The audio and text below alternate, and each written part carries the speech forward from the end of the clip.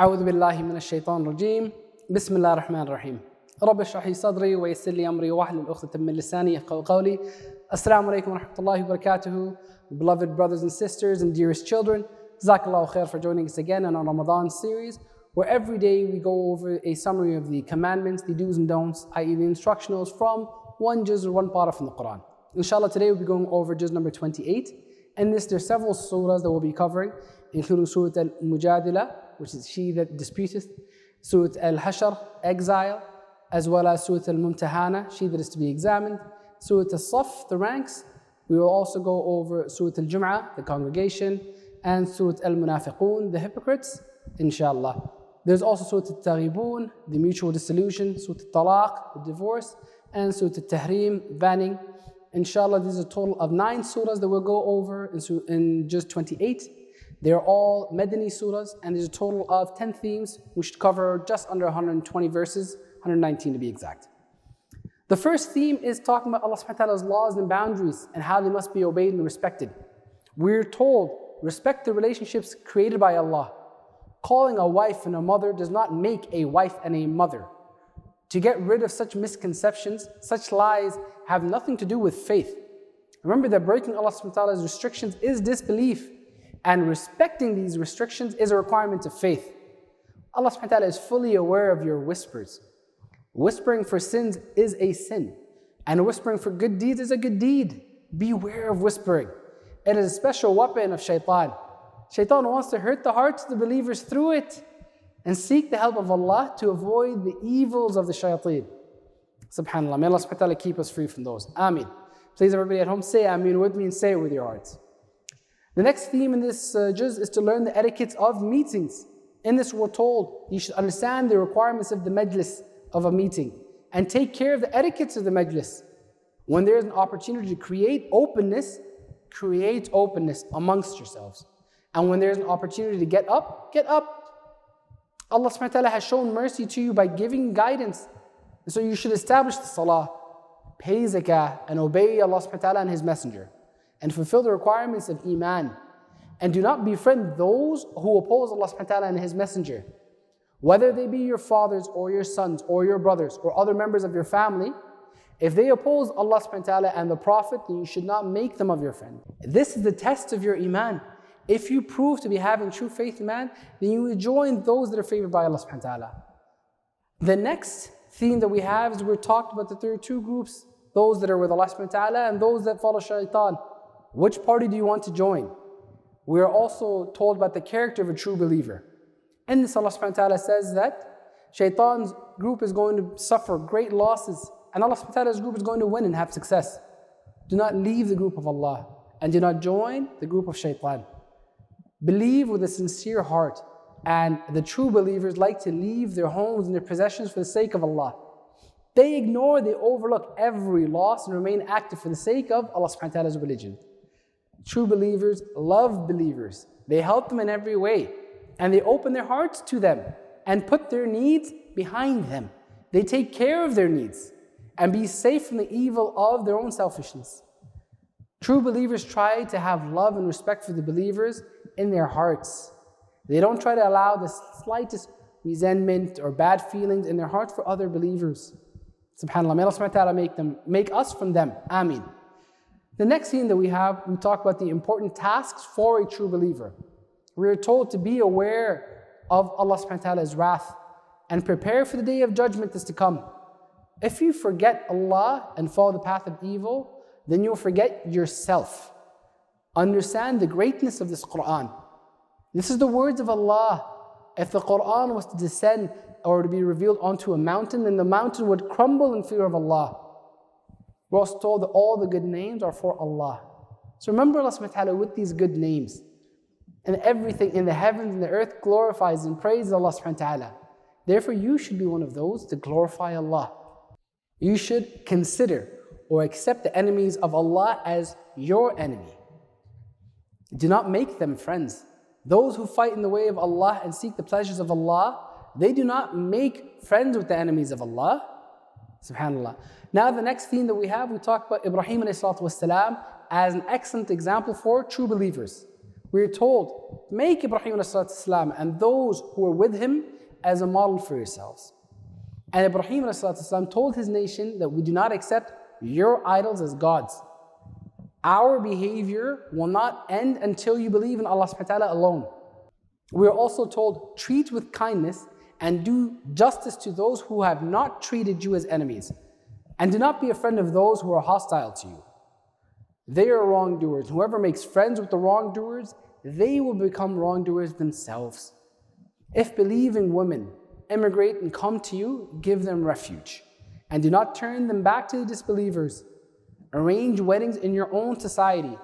Be aware of Allah subhanahu wa ta'ala's wrath, His punishment, and accept and implement Allah subhanahu wa ta'ala's every command with open eyes and open hearts.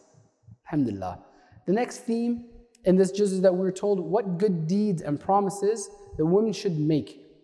In this we're told that, Ya Rasul, Prophet, if believing women pledge that they do not associate anyone with Allah, that they will not steal, they will not commit adultery, nor kill their children, they will not slander anyone, and they will not disobey you in any good commandments. So include them in your allegiance, within your groups, and ask Allah subhanahu wa ta'ala for forgiveness for them. Allah subhanahu wa ta'ala is very kind. The next theme that we have is that believers should do certain actions. And what are those? Allah subhanahu wa ta'ala tells us, fulfill your promises.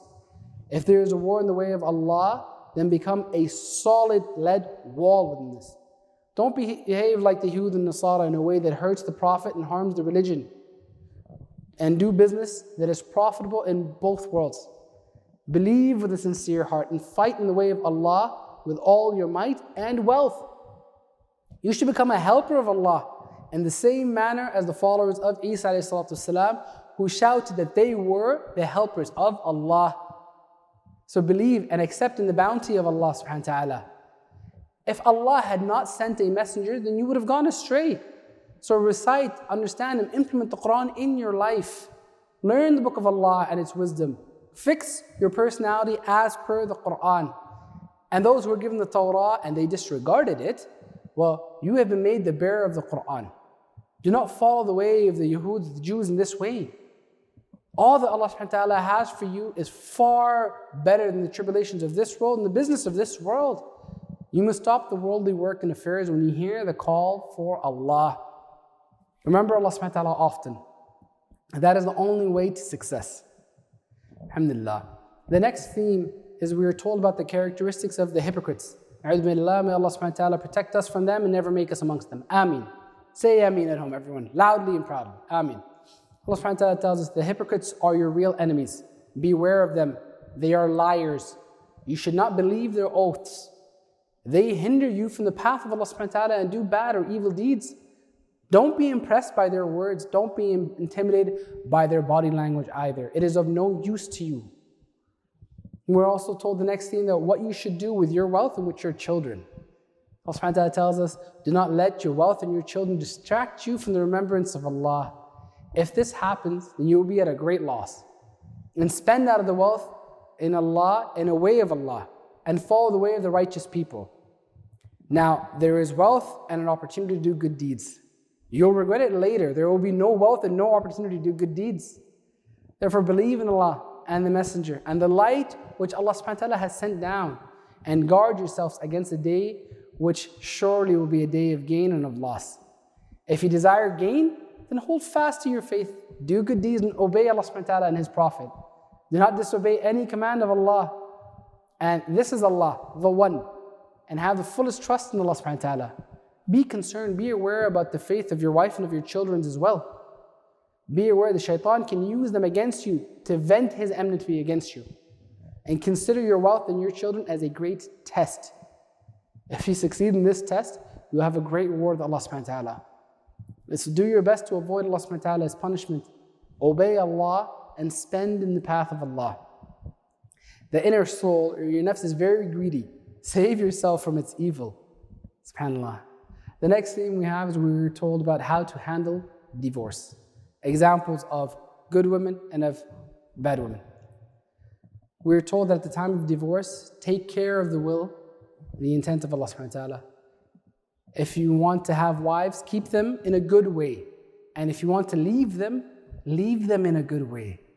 Live in a way that avoids the wrath and punishment of Allah subhanahu wa ta'ala. Allah subhanahu wa ta'ala will wash away your sins and give you a great reward. In the sight of Allah, good women are those who obey Allah subhanahu wa ta'ala, who are rich in faith, who are obedient, who seek refuge in Allah subhanahu wa ta'ala, who are worshippers, and who are fond of fasting and salah. A good woman is one who strives to bring herself up to this standard, to save yourselves and your families from the fire of hell, and return to Allah subhanahu wa ta'ala with full sincerity and with conviction. Think that on the day of resurrection, on Yawm al-Qiyamah, Allah subhanahu wa ta'ala will give you a perfect light and forgive you. So take a lesson from the wife of Prophet Nuh and from the wife of Prophet Lut, both of whom were wives of righteous servants of Allah subhanahu wa ta'ala. But both wives were unfaithful to their husbands. Her husband could not help her and she was sent to the hellfire. An example for the believers is the wife of Fir'aun, who remained steadfast in the face of persecution despite their oppression. She established her relationship with Allah subhanahu wa ta'ala. She made a dua that, "Oh Allah, please make me a home in Jannah." In the same way, Imran's daughter, Maryam alayhi salam, is the model for the believers. She cherished her infallibility with all her heart and soul. She accepted and believed every command of Allah, and she believed it to be truthful. She devoted her entire life to Allah subhanahu wa ta'ala. Alhamdulillah, with this we conclude our session for today. Wa akhir da'ana walhamdulillah rabbil alameen. Jazakallahu khair for joining us, and we look forward to seeing you again tomorrow. Assalamu alaikum wa rahmatullahi wa barakatuhu.